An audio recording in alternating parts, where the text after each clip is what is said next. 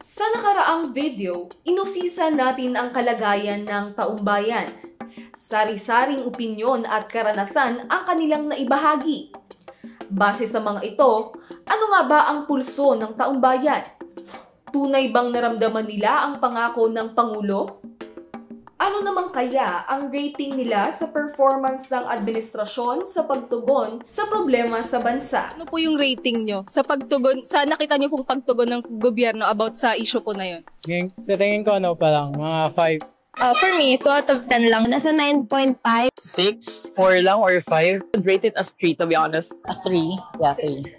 Same, I would give it a 3. May mga initiative para masolusyonan yung problema na yun. Pero I think na hindi siya na-take into action. So, I think parang puro lang sila salita pero kulang sila sa gawa.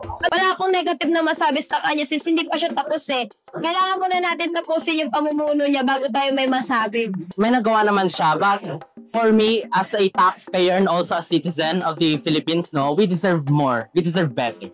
I'm not really liking the administration as of the moment. Parang wala akong nararamdaman to be honest in terms of improvement. Hindi mo talaga ma-feel na may changes or what. And mas makikita mo na merong paghihirap yung mga tao, not progress. If anything, mas naging worse nga po. Parang nasa process pa lang sila na implement. Yung implement nila, hindi pa ganun nararamdaman.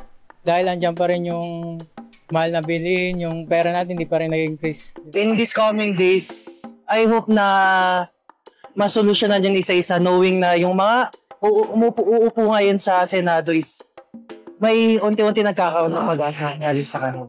Eh ikaw, anong marka naman ang ibibigay mo sa administrasyon? I-comment mo na yan!